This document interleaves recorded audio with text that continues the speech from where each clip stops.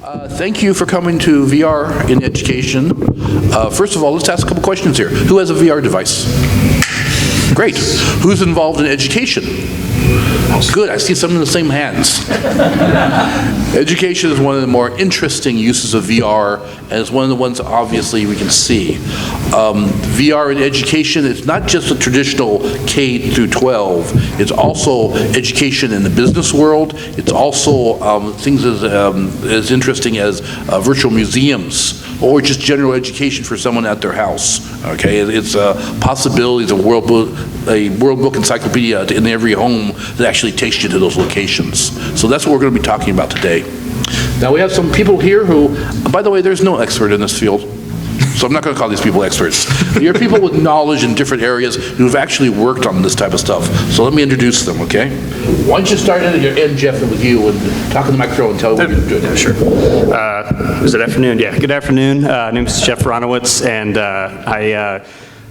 basically, my previous life I worked in museums with a lot of different institutions, and the most recent project was actually with a nonprofit environmental institution doing some VR work.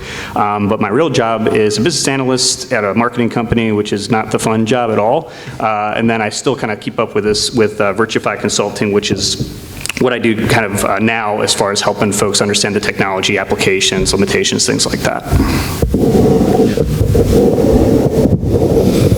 Hello everyone, my name is Craig Yu. I'm an associate professor in computer science at George Mason University, and I lead a group of students working on design computing and extended reality. Well, talking about education and training, so we develop new techniques using AI, optimization, machine learning kind of techniques to adapt the VR training experience to, fit with the needs of different people. So I can share some experience from the research perspective. Thank you. Hello, I'm Hunter Dyer. I'm an assistant professor of immersive media at Chatham University in Pittsburgh, Pennsylvania. I also adjunct at Carnegie Mellon University, just down the road. And the immersive media program was the first of its kind, first VR-focused program not spun out of a game design program. And our entire existence, the first 3 years, was funded by a grant by the McElhatton Foundation, which is focused on workplace safety. So right in our bones and our DNA, we're teaching students about, we have classes like serious play and simulation and training and ethics and access. So we're not just teaching, computer science. We're much more on the design side of things. And I also do VR development. So. Hi, I'm Sam Martino. I'm the CEO of Dogwood Gaming. It's a studio that I founded 7 years ago, but last year we received a grant from Maryland for artificial intelligence development, and that ended up kind of spearheading us more into the education field and creating programs for workspaces as well. I'm a huge history nerd, so even though it is not strictly video games, I love it. It's really fun, and I'm sure we're going to talk more a lot about virtual museums and how you can transport people to different scenes, but we've just been trying to experiment with different ways to use VR because there are so many applications that aren't just games, but there's a lot of people that also want to gamify a lot of training experiences, and VR opens that up a lot. Okay, that's everyone there. By the way, I'll disagree with you. GMU did a VR program a while back. Now, it wasn't VR glasses. It was simulators.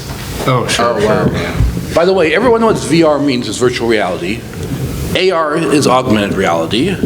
MR means mixed reality, and truthfully, it's mostly a term for augmented reality from Microsoft. And then XR is whatever you want. I have 4 different definitions for XR. Extreme reality, extended reality. Yeah. It's basically all-encompassing altogether. So in this instance, we're going to talk about both. If you really want to talk about the difference between AR and VR, come to our talk on Sunday, and possibly on tomorrow. We'll go into that detail. But for that, just don't worry about that. Since we seem to have so much interest in it, let's start about virtual museums first, okay? There has been some really serious and well-funded projects to go around using 360 cameras and record sites of historical interest, including ones that are being currently destroyed due to warfare, the weather, the elements, or some installations, just the urbanization is getting rid of them. So we are now doing that. We then can view these in a classroom. Do you find this useful? Is this a virtual, it's called a virtual field trip, basically. People do not have to. Is this taking something away from actually seeing these sites, or is this a good thing or a bad thing, what do you think? Do you want me to start, Jeff? Jeff, why don't you start on this? Why don't you start? All right, sure. Put me on the spot. So what's interesting about that is, I think it was like 2014, I was working at Jamestown archaeology site, and so we were, I was basically just trying to capture these sites for rainy days, because all you would look at is a tarp, which isn't very exciting, but actually, what's underneath is incredibly important, and preserving that context is important. So, for the tours, I would bring out my phone and show people a 360 of the site, and then as Google Cardboard came out and similar things like that, I started using that.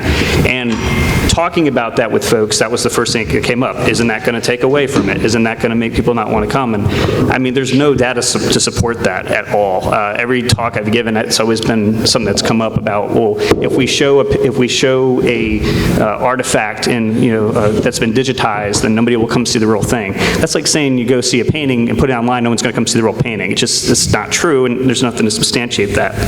What really is, I think, opened up over the last few years as more people have had access to this technology, is people are now understanding you don't have to do a one-to-one replication. You can actually go beyond that, and you can get a lot deeper with the value by inferring different things from the context that isn't always there just from a picture or isn't always there just from a video. So my personal experience has been, it's been incredibly well received by pretty much anyone who's encountered it, unless they say that there's, they can't look at a viewer because they get sick. So that can be a limitation, is you got to figure out a way to make this accessible beyond just HMND. You need to also find a way to present it with other peripherals and whatnot.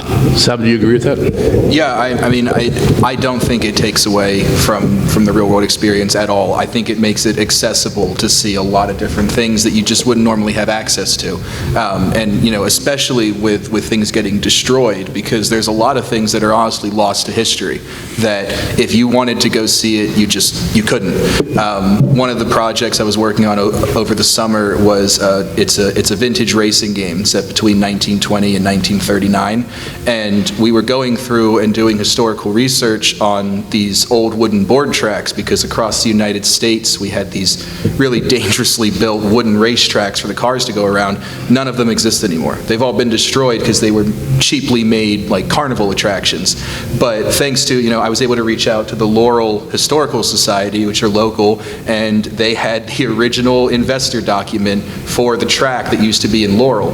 And based off of all those dimensions and everything that's in there, we can then recreate the entire track, and we use Unreal Engine. But that way, this is something that you would never be able to see otherwise. And with the information provided, you can create something really beautiful, even down to the exact type of wood that was used for the racetrack. Like, that's something that you can't see in person anymore. In a lot of cases, you could, even if they still existed, sometimes you have limited access or no access. Anyone's been to Stonehenge knows you can't get up close to it anymore. You have to watch it from a distance. I've done VRs when you're sitting in the center and you can actually tell quite a bit of difference. Now we have one late person. Why don't you have her introduce herself real quick? Hello, everybody. My name is Rowan Al-Ghafaili. I recently graduated from George Mason University. My advisor is Craig Yu, as you can see him right there. So my dissertation topic, just so you know where my expertise lies, is human-centered AR/VR systems, interactive AR/VR systems. Thank you for having me, and I'm super excited to be in this panel. Glad to have you here. Virtual museums is one thing. How about the use of VR in existing museums? We're starting to see AR. You go into museums, you use an AR device to give additional information. Now, this is going to be one of the tricky questions. How is that different from just having a plaque on the wall to give you that information? What does AR give you that's better? Well, the other question is, what does an audio tour give you that a plaque on the wall doesn't?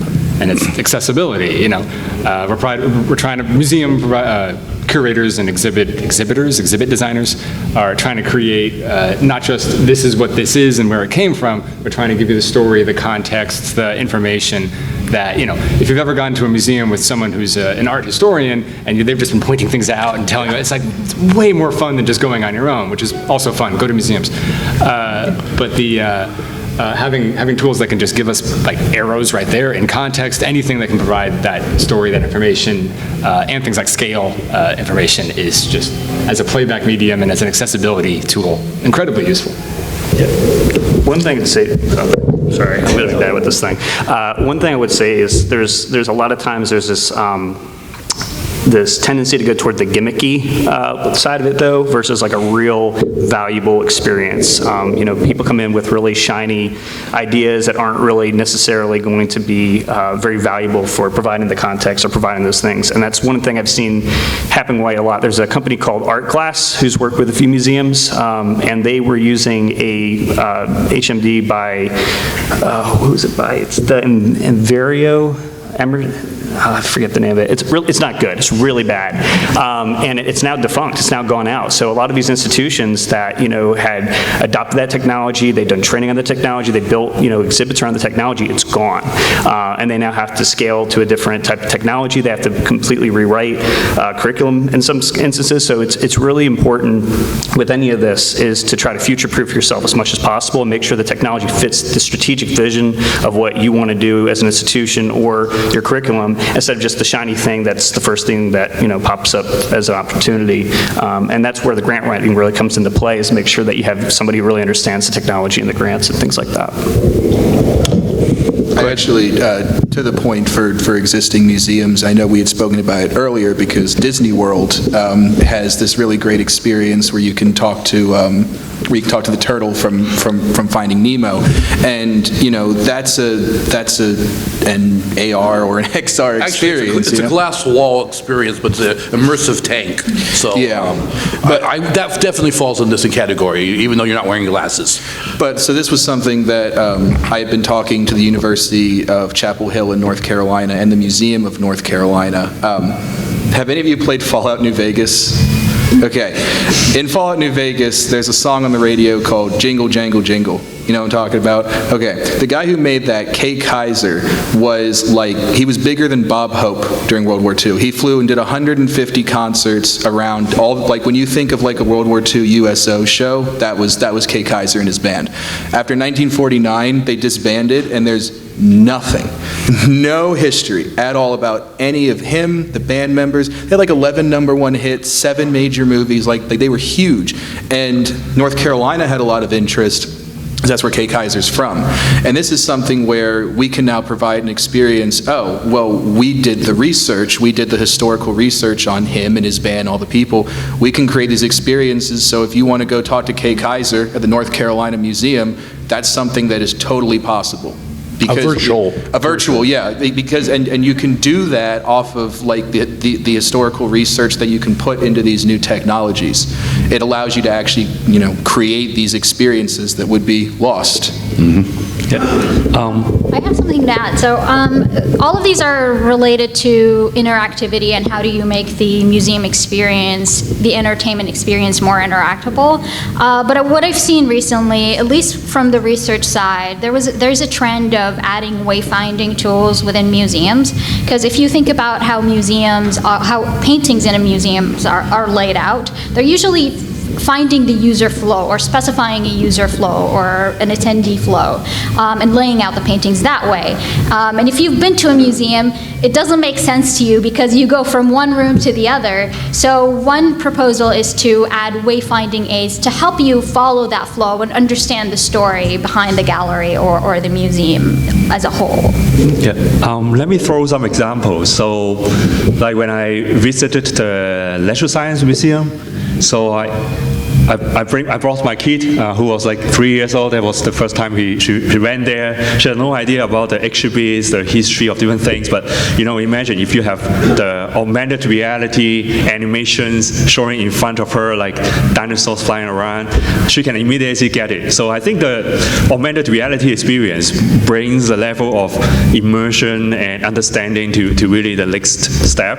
Another example is Mount Vernon, right? Like, we went there. We want to imagine how, like the people in the past, George Washington would have lived there. So if you have the augmented reality, interactive storytelling type of experience, you can see George Washington in front of you, interacting with you. Wow, that's really, the next level of understanding and immersion you can A good achieve. example of this is when you're teaching a unit for dinosaurs in any K-12 school. Yeah. The traditional way nowadays is to have a video, a movie of it. And these are great. I mean, these animated movies, watching it and thinking, give the dinosaurs, but that doesn't match going into the museum and standing next to a T-Rex and realizing how big these things are, or seeing how brontosaurus are or anything. Now, combine the two of them with the fidelity of a movie with a VR, experiencing it right there in the classroom. They don't have to go anywhere, because this doesn't exist in the real world. There's no field trip that's going to send you to Jurassic Park. So we're going to start seeing more of these, hopefully, once we get the technology capability. Now, that does bring up one question, though. We are going to have a financial divide here. We've already seen that with computers. VRs are going to, do you think they're going to be available for everyone? And if not, we're going to see an economic divide. I'm a little concerned about that. What do you think? I got something to say about that. I thought you would. Yeah, working with a lot of teachers that, have smart boards of various companies that don't even know what they can do because they aren't provided the training, they're not provided the support to use it. And, I would go into class, because I used to do outreach education where I would travel around to different schools and we'd do like a program in the school. And I would take like 5-10 minutes before the experience and just show them cool things they could do, and then like blew their mind. They had no idea it could do it. So it's going to be the same kind of thing, is they have to have the support to use the technology. When you talk about the divide financially, it's a lot of times the problem, to solve the problem, they'll just throw money at it and they'll throw technology at it, but there's no support with how to actually use it and to make a difference with it. And I just want to, when you talk about the equalizer there, democratizing access to this, we had to drive all over the state in state vans, using gas, going up mountain, like all over the place, and we couldn't go to every school. We couldn't, do a good presentation for every classroom from a classroom management standpoint. We weren't teachers, we were educators, so we couldn't always, we didn't know how to handle every class. This is a technology that really makes access to things, from the field trip standpoint, more accessible than ever before. And it's really great, but we got to figure out how to ensure we're meeting the needs of the teachers and not just doing what we think is cool, what we think is neat. And we're meeting them halfway as far as understanding how to use the technology, in the most effective way. Craig, let's go ahead. Yeah, so I want to add to that. I totally agree with that. So actually, last summer, we worked on a project that kind of in line with that. So basically, we put a 360 camera in a beehive, and we let people students stream into the beehive in virtual reality. Well, you can never get into a beehive as a human, but with the virtual reality, this becomes totally accessible, and of course, this is good for broadening the scope of the education too. Like there are people who live really far away who cannot afford a field trip to go to see the beehive, and they can stream into the experience. There are people who may not be physically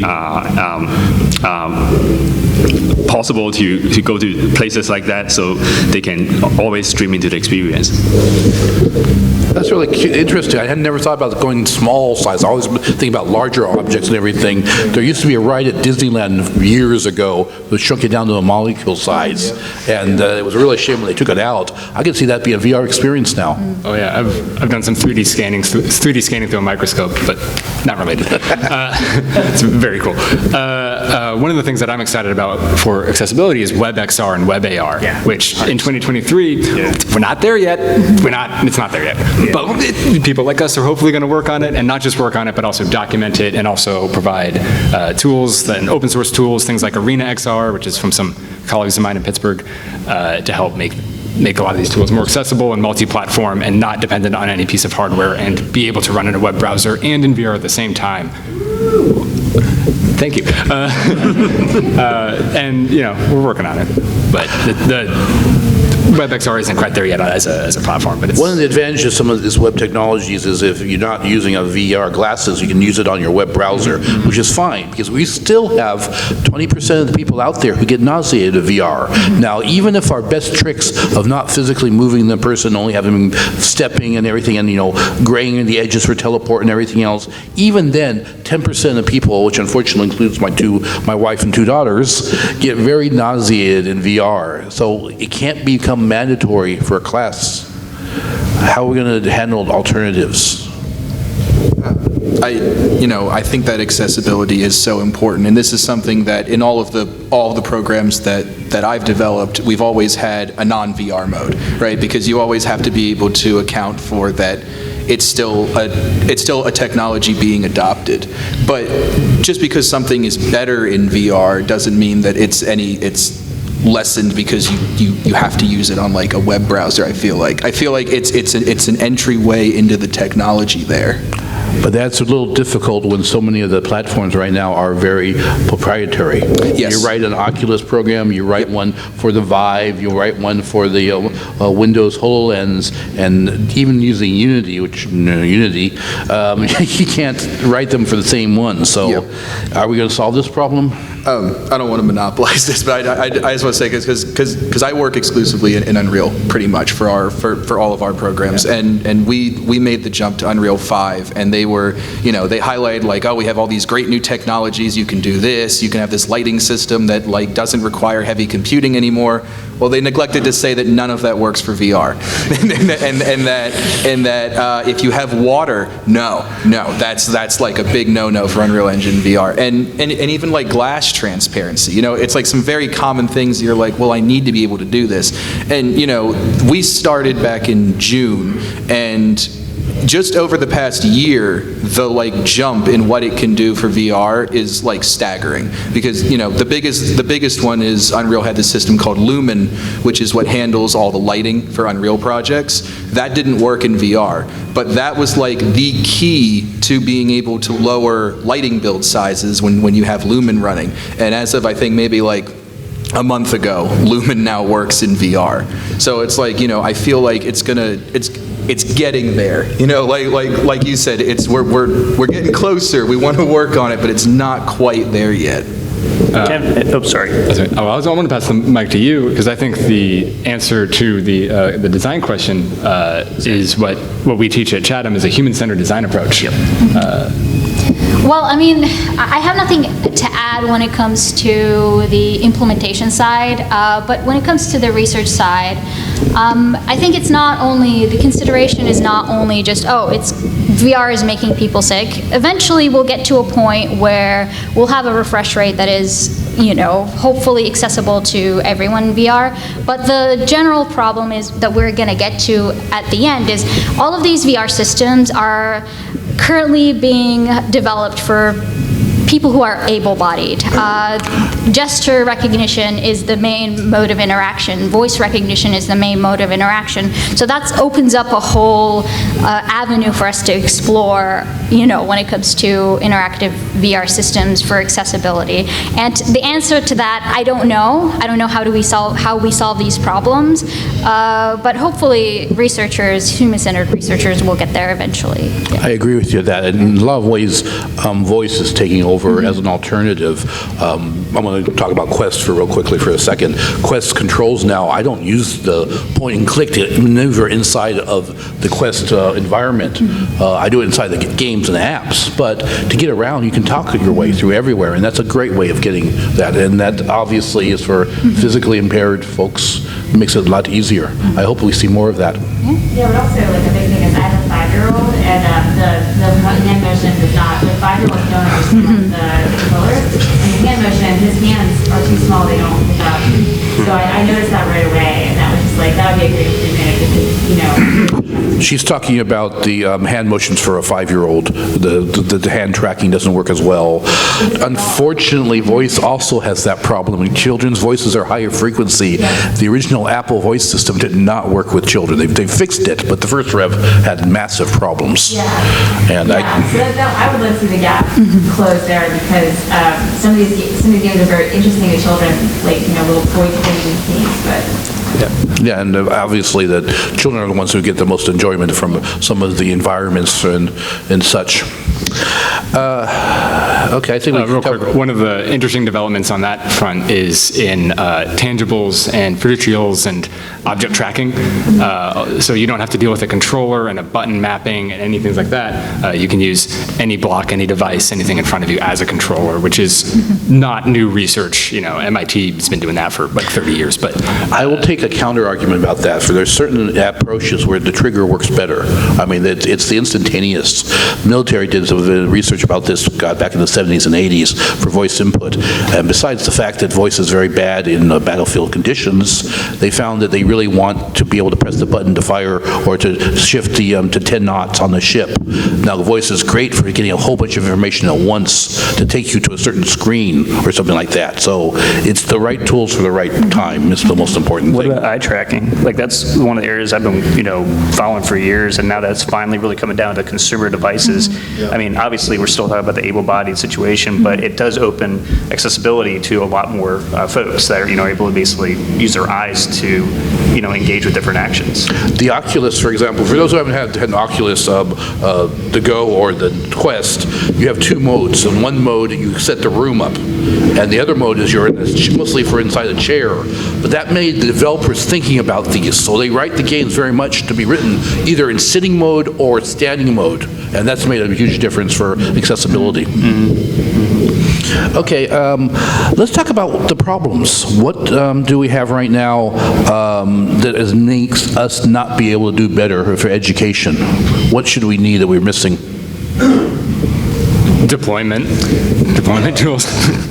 Yeah, I mean, The entire chain, yeah. it needs to, like, the adoption needs to be there. It's like we're at that point where this is still, there's been a lot of development in this technology. I mean, think about where we were 5 years ago even. It's really getting there, but, it's like, for me, I've been cold calling universities, the past 4 months, and it's like they hear the idea and they're like, oh, this is great. This is really fantastic. Oh, we have to put money into it. Oh, I don't know about that. And this also comes back to the point about headsets. Can we make it accessible for everybody? I think the Quest 2 is like $199 now. I think it's when you get it if you $299 for the $299. Yeah, sorry, yeah. But you can get it a bulk order for schools. Yes. It's something. These are things that can.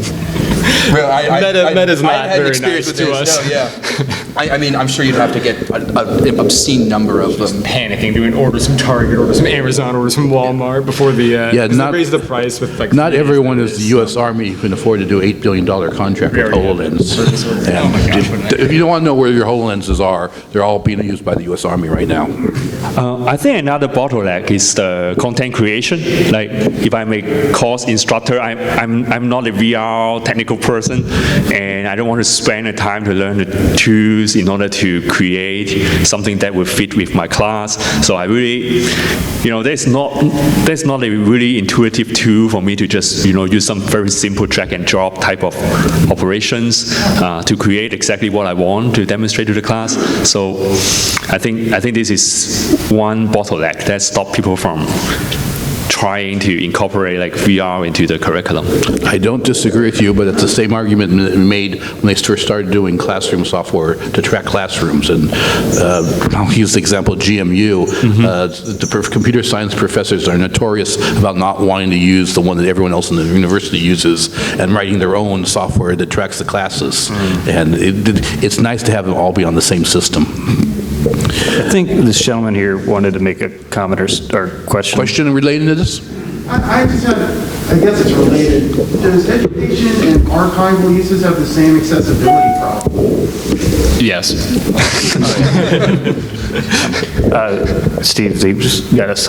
Well, he asked, thank you. He asked whether or not what's it again? Education and archival uses, do they have the same accessibility? And educational and archival uses have the same accessibility. Yes, the answer is that for almost across the board for that. Now, I will say that a lot of the ones which are just playbacks of videos, you don't have as much accessibility problems as ones where you manipulate objects. But if you're doing a nuclear nuclear reactor and you want to change the flow in the reactor to see what happens, okay, you have to manipulate it at some point. And which brings up a really good thing. A lot of the universities are starting to use VR as a way to do things which was technically not available before. We still haven't have the killer app, but we're using this for teaching medicine. We're using this for nuclear reactors, which I just mentioned.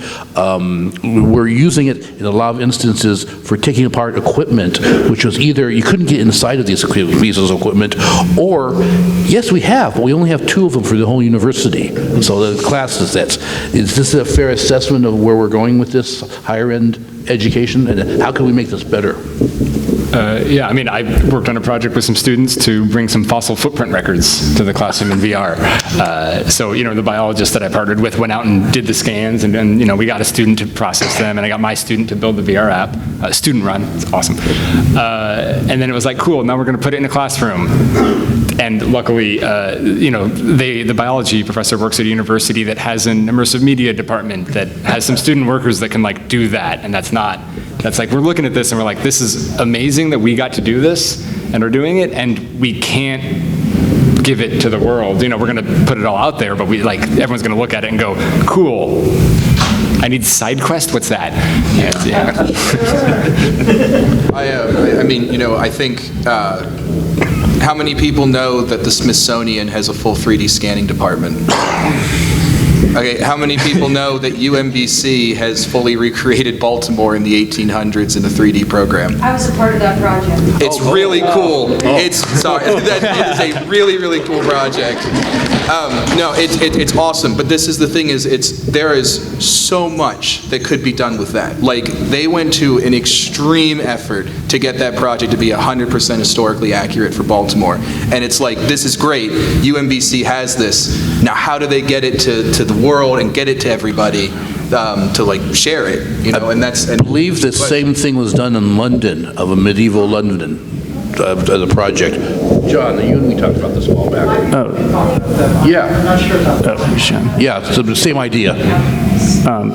By the way, we're definitely going to take Q&A, but we're usually doing it at the end. Please jump in if questions directly relating to this, but we'll be opening it up for the floor for any questions for the last 20 minutes or so. I was just going to follow up on, so you know, the Smithsonian, think about the resources they have to be able to do that 3D scanner, right? So we were at Jamestown, we were working with VCU's virtual curation laboratory with pretty much automotive scanning equipment. Like, I mean, like we had a next engine scanner, we had Maker bots at that point, and I mean, we were doing incredible stuff, but no one knew about it. We couldn't release any of the content. You know, we basically couldn't get anyone to buy into the value of releasing these digital assets to the world, you know, like even just using Sketchfab or whatever, we're just like, you know, open source, nobody wanted to let go of the property.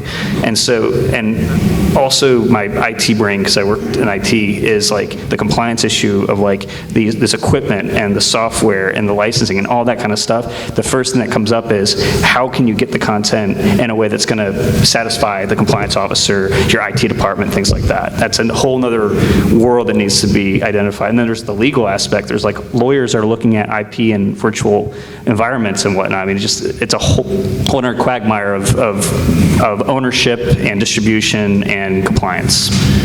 Sorry to rant on the parade, but that's okay. We have a soapbox here for all of us. That's not the problem. For education, do you find it's better to have one VR device in the classroom, or everyone have the device, or we're getting in the area of whether or not VR can be used for remote training, so people who during COVID and even afterwards can be taught not in the same classroom, or is this intended to be one person uses the VR at a time, or what do you think is the impact here? In my program, we give every student a headset, and we give them the same headset. So that solves that problem for us, and it is an expensive solution to that problem. But it is extremely effective and useful. We're also teaching development, so it's... Does the teacher control what he sees on the headset? Because that also is a problem. You know, you give them a web browser and they go off and start playing solitary. Every time I've run in VR during COVID, I tried to use things like Mozilla, what's the hubs? Mozilla Spaces, whatever they call it. I tried to use more of the cross-platform tools because, like, they forgot to charge them. The things need a software update. The controller batteries are dead. Your class starts in 5 minutes. So I found the cross-platform solutions to be the only way I could work. I had given every student a headset, and I still couldn't get them all on the same platform. So. Have you made a distinction between VR in the classroom and VR remotely? He asked whether or not it makes a difference between VR in the classroom and VR remotely. I'm not sure I understand. Are you asking if there's a difference between like when everyone's in class? Or Yeah. When it's physically in class, but using Oh, sure, yeah, VR in the class. Well, talk to me after the panel about how to run VR in the class and have students not punch each other. It's perhaps off topic, perhaps not. And then during COVID, we tried being remote in VR in a class, and largely the same. You're all going to hate hearing that what the problem was, which was the VR was fine, the audio was awful. It was just like Zoom. Interesting. Yeah. maybe the improvements need to go to spatial audio now. Oh, yeah. Oh, yeah. I'll just, Spatial real quick, audio I'll is just buy definitely all of my coming. students an ambisonic microphone and, oh no. You had a question relating to this? I published a book on AR, VR, and one thing that I touch on is the ethics behind, in a classroom, say, in religious communities, if they're using VR, since you guys understand like how much of an impact it has, like is there any ethics between like them creating possibly digital data to teach, that specific coursework? Ethics, the difference in teaching religion in VR? I don't see how there would be other than teaching religion normally with audio media equipment nowadays.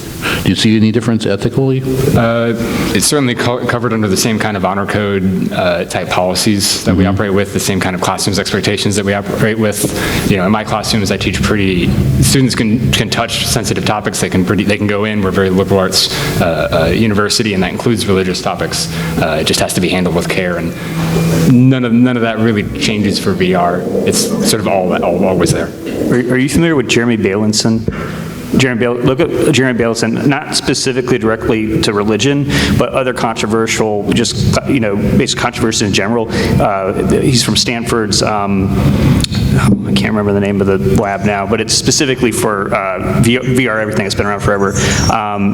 He's compiled a lot of research. He's worked with a lot of researchers on that particular topic. And the reason I ask is like with VR now, you can develop that entity, whatever the religion is, and you can make it so real in the future. That was the The only possible ethics I can think of would be some certain religions don't like representations of the god. Yes. And not just Muslim, but other ones too. It's a very, very sensitive area, so you have to be aware of that. But that would be the same with multimedia anyway. The different movies that had offended others for Christianity comes to mind. Now, I want to mention one thing. What do you think about the World War I VR simulation that they did last year or the year before? And it was a really good of the World War I battlefield, and they actually showed a couple surviving soldiers that, and it helped them with some trauma of that. Do you think the VR, this is getting more out of the area of education, but more out of the area, helping people psychologically? Have you seen anything like this? One of the projects I'm currently working on now is we're trying to find a better way to do diversity training. Yes. Because this is something that currently it's not super effective. A lot of the studies have shown that the way that they currently do it, you're lecturing people. You want people to learn and be able to understand that people are people. You need to be able to have people learn that without being like, no, you're wrong for thinking this way. So this is something that, because of what VR can do, and this also comes back to your point about being able to show all kinds of things, be it religious figures or historical figures. You want to be able to have these everything portrayed properly. I think VR headsets allow for you to be able to do a lot more with it. The biggest example is the eye tracking. You can determine a lot and get a lot of data from eye tracking and how you'll work with people. I know in the diversity training simulator, there's a thing where we track eye contact, and eye contact can be used as a huge thing for how you react with people, how you treat people, and that's something that you can't get that data from a traditional medium. And I think it's a better way. I feel like a VR simulator would be a better way to do these topics than to try and push like a video. There was a diversity app about 2 years ago where you came into environments and workplace and your avatar was a different gender, a different race, and they had a lot of mirrors to show you what you looked like and how you interacted with people. And it was it caused a lot of people's attention. By the way, I forgot to mention, eye tracking is another way for accessibility. The eye tracking is becoming a real interesting area of research. That's the kind of thing where I feel like, I feel like if anyone wants to test anything on a 5-year-old, he is all into this. But that's sort of what I thought with the hand tracking. So I don't even know if the eye tracking will actually work. And I don't even know if, remember, he's like, also, he reads, but he's not as much of a literate, as literate as an adult. And so what he actually tracks might be different. So if anyone wants to do any of that, like, I'm down. Fortunately, the devices that have eye tracking are still a little bit more of the expensive ones. The Pro, an example. But happy to provide. Actually, for somewhat related question, like with how hardware identical devices and how slow it is for, turnover with a new one. If you were to look forward, how long do you think it would be before that you'll actually have one come out to account for the accidental or unintentional blind spot? That the majority of all headsets on the market are based around the average male pupillary distance. Oh, how soon the devices. And also based on the idea that you're nearsighted. So the biggest things that cause motion sickness is the fact that the pupillary distance in your headset is inaccurate to your eyes, which is what you have to look at careful because their average, like they have 3 settings on the best tier. None of them fit my eyes. I have to think, how do I want to see the word edges or word in the center? I can pick based on what I'm doing. How long do I want to do that? How long before I'm going to be like, okay, now everything's all weird and wonky. I can't even like the lenses. Yeah. Those are just if you're nearsighted. So like how long before the hardware fits with the design headsets? She's asking how long the hardware be available for non-male sized faces, for both children, female, even unusually shaped faces. All I can tell you is it's getting better. The Pro has better than the Quest 2. Quest 2 has Quest 1. I'm seeing some other devices out there that are addressing this. A couple of them have lenses built in to handle actual nearsightedness. This is a work in progress. How soon?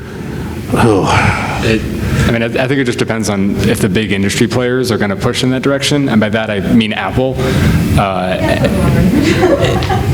I think Apple is a force to move and make other companies care more about broader accessibility, because accessibility is That's right. Accessibility is more important than them. Yeah. Though I have to say, Meta's disclaimer, I was just laid off from Meta.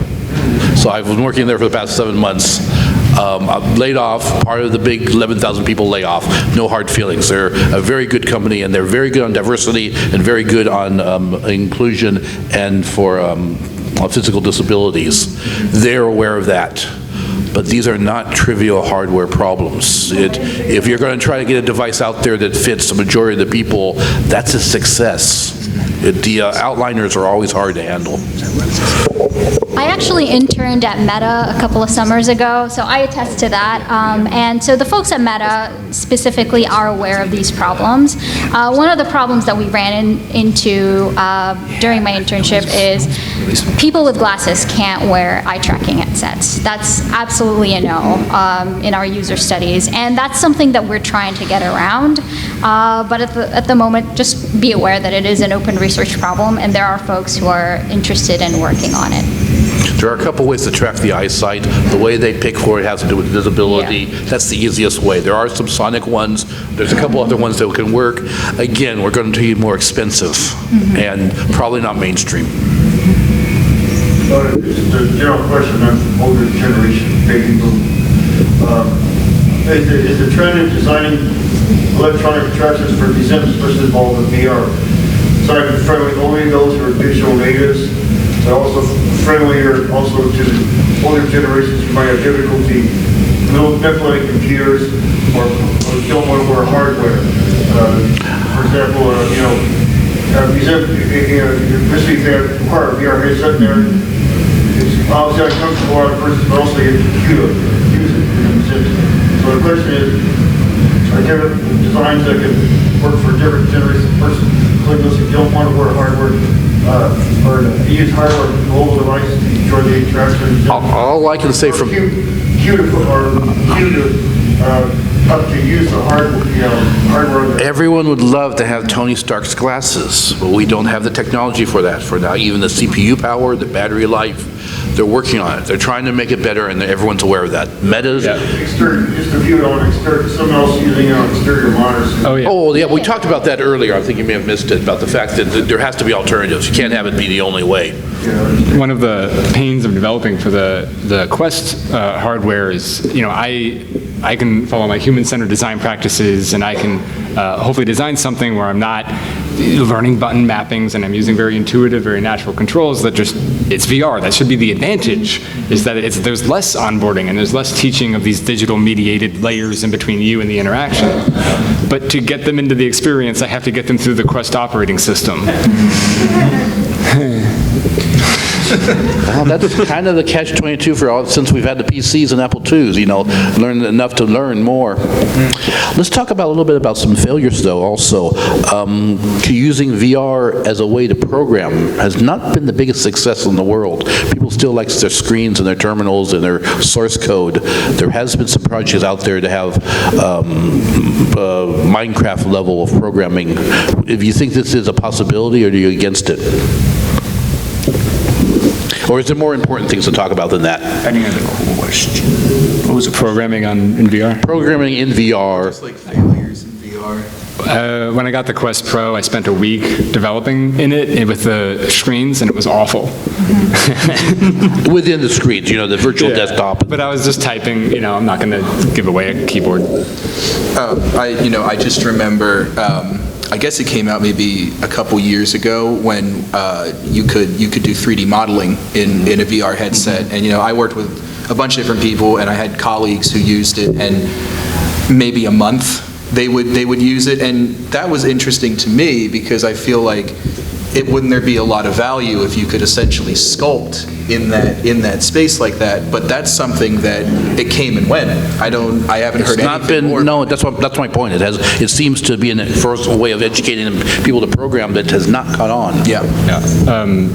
I think I'm gonna pivot your question away from programming, because I feel like all of us are just like, no, into creative tools and creative software, and particularly like you're saying with 3D software and having headsets having natural 3D understanding. Like I have to teach students how to keep rotating that model in Blender, make sure you understand the different perspectives, because hey, I'm looking at a bunch of data that represents a 3D object on a 2D screen that I'm using a 2D interface device. What a ridiculous thing we're doing. This is wild. And having just a 3D view right there would be incredible. But there are also some operations to when you're using something that like the keyboard and mouse is still the way to go. And it's that switching back and forth. As Adobe just released, they bought Substance. Rest in peace, Substance. But they bought Substance. Substance was working on a 3D modeling software in VR, and Adobe just picked it up, and they also took over the Quill software that was pretty good, and then got rid of it and then put it into this thing. I don't know. Adobe's doing weird stuff, but it's pretty good. And then Blender is also working on it currently, just sort of view only, read only, but something where you can switch back and forth very intuitively between the software and the headset is probably what that's going to look like. And Meta wants you to do that by using pass-through AR.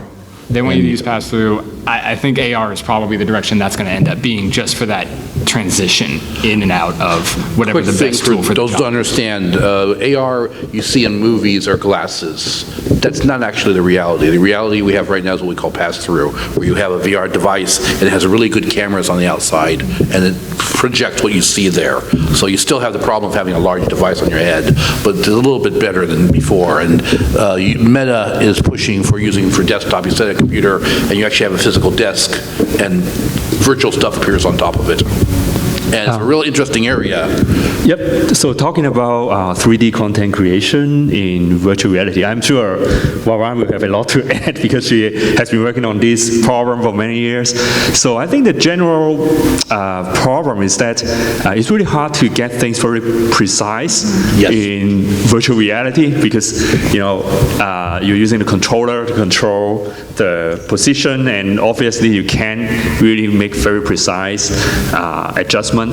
Another thing is it's really, really tiring, right? Like you need to keep moving your hands in order to do something that is supposed to be very simple if you just use a mouse, right? So that's a problem. But that said, there are advantages of doing that. For example, you can create a design in situ, meaning that you create a design and at the same time, you take the perspective of the user or the player, so that you create things and you know how the VR person or player will see the thing when they experience what you create. So that's something special and unique about creating content in 3D in virtual reality.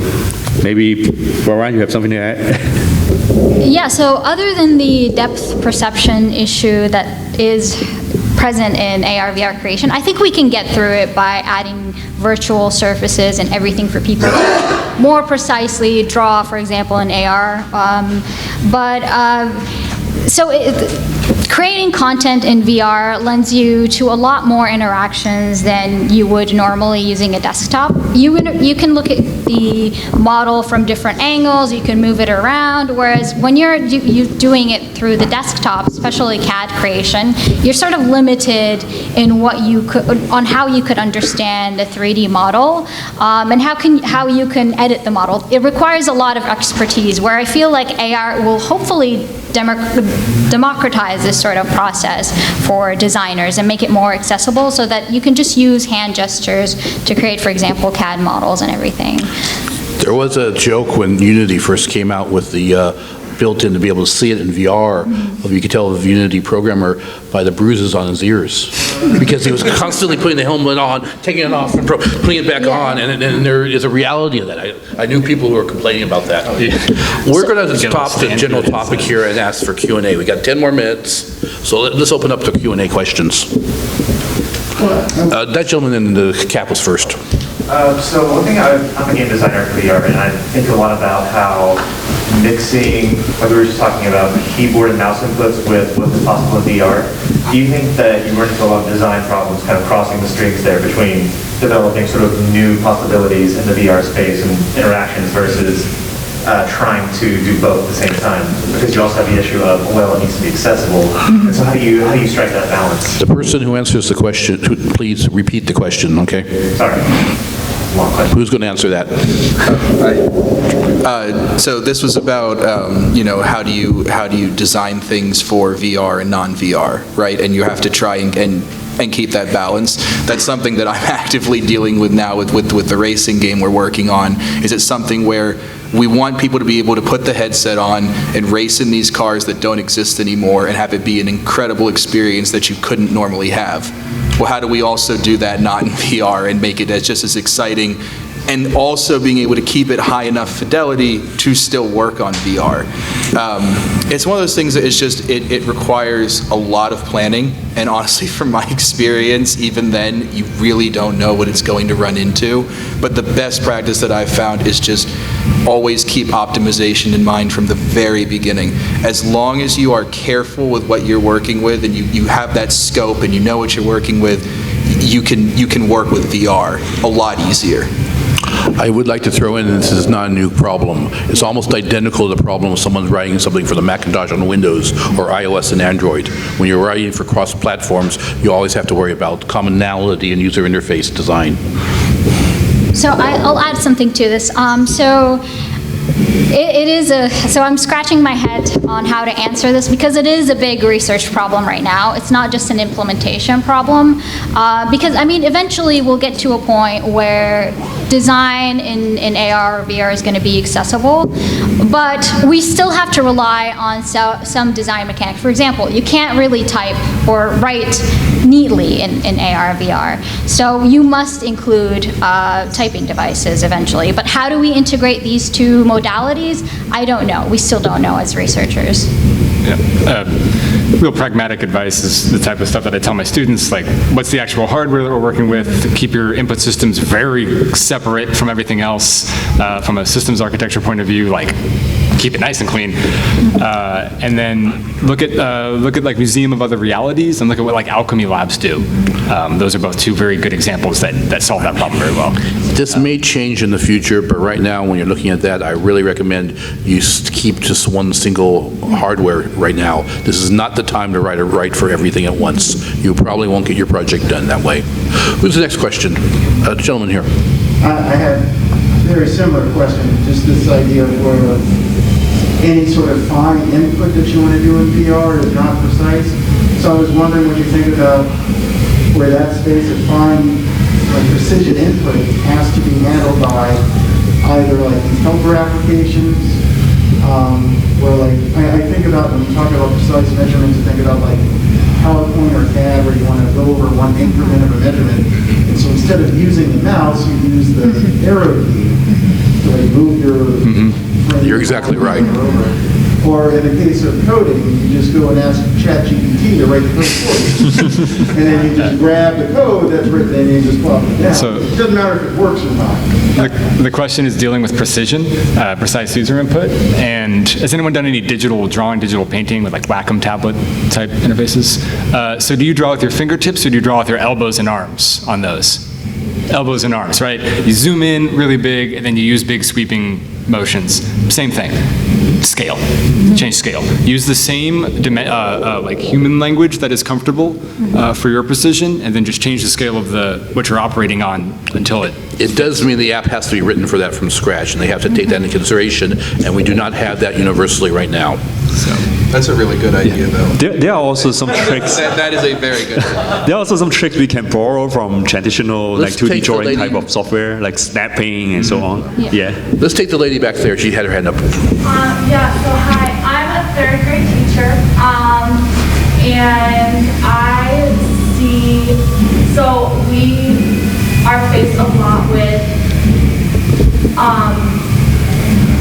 teaching students just very basic digital literacy because the amount of testing that is now on a computer. So I see like students don't know where certain keys are. They are just learning very basic steps, but they're expected to do such complex things at such high stakes. And I have, when I was a student, I've been able to do like Oculus, like virtual field trips and things like that, but I was much older and I understood how to use the software. And I know you mentioned just the complexities of getting students into the software and making that work. What are adaptations or modifications that are happening to make this technology in the school more accessible to younger students that are still building those very basic literacy skills? We can take that question. Who wants to take it? Yeah, so the question was how to make it more accessible, more adaptable to younger learners. Is that sum it up? Okay, cool. So are you familiar with the Google class, the Google field trip? I forget the name of it now because it's been a few years since I looked at it, but this idea, what's it? Google Tours? That's it, Google Tours, right? So that came from initially, before it became the classroom, it was like a 20% project or something like that. That same idea of being able to control control the content is probably the first step, right? So if you're able to basically have in this case, they're using a tablet or something of that nature to kind of direct the experience, that's kind of the first step, I think, from a classroom management standpoint. As far as making it more accessible to learners, it's really going to come down to companies finding the value and creating hardware more specific for those needs. And unfortunately, at this point, I don't think anyone's really taken up the torch to do that, right? We're looking at enterprise is probably the biggest one right now from an interest standpoint. I think it'll get there, though. I think there's more and more interest in that, and I think there's also more capability in terms of the technology itself. That's my take on it. You have something to say related to this? Yeah, the other thing is that research right now regarding child development, mental development, and visual development in VR is indicating that up to a certain age, it's actually it's the negative. They're seeing the lack of synapses and some visual disturbances, and they do not recommend VR for children under 12, not because they are not mentally capable, because they've seen in studies that it is negatively affecting their developmental growth. So I think that's part of why life education aren't pushing for the younger things right now. It may change in the future. Right now, the current VR setups and the way they don't have all of the sensory input, just visual, is indicating that it is not good for children under the age basically where your brain has created all the visual connections in your eyes don't change at home. And it's not that we can't get there, but I think that's probably why there aren't as many things pointing towards that age group, because right now the studies are saying, don't do that yet, we're not there yet. Okay, thank you for that information. Any other questions we can take real quick? Gentleman in the red shirt back there, I saw him go up earlier. Have there been is there any research or practical applications demonstrating the advantages of VR for non-spatial data, like text, audio, cyber? VR for non-textual, for non-spatial. Inherently non-spatial. Everyone's getting so excited about the spatial aspect. I'm not sure about the other ones. A lot of my own research is in VR as a data visualization problem. Yeah. So if there's data visualization, thank you. It's a very boring and exciting thing. What do you do? VR, how cool is that? Data viz. So if you can see data viz as a solution, I can see AR as part of that solution. Okay. I know there's been some government research projects on visualization of data for large sets of data using VR as a way of displaying it. So that has definitely been looked at. And multi-user data visualization, yes. Sharing, looking at it. Who here has ever pointed at a spreadsheet? You know, can we do better? You had your hand up, sir. Oh yeah. So, like, I like all the cool museum ideas and ways to see information. I was wondering, has there been any like cool programs for discovery learning or like other? YouTube. No, I'm not. It sounds funny, but a lot of the library of 360 videos have become available on YouTube, specifically National Geographic and some of the other ones. Google Maps. If you have, it's not every device has it, but being able to look at the Earth and have it rotate underneath you and scale your size up and down to your city is just amazing. It's exploring. What other ones would you guys like? Like There's 360 video, yeah. Yeah, like the Beehive example I talked about, we put it on YouTube. I can send you a link. And I mean, you also have like these applications where you're basically doing experiments. You know, you're basically taking Rube Goldberg machines and whatnot in a virtual environment versus a traditional 2D environment. So there's a lot of STEM applications there as well. Is the next session here yet? Then we're going to keep going. Gentleman in the brown. Really in the brown.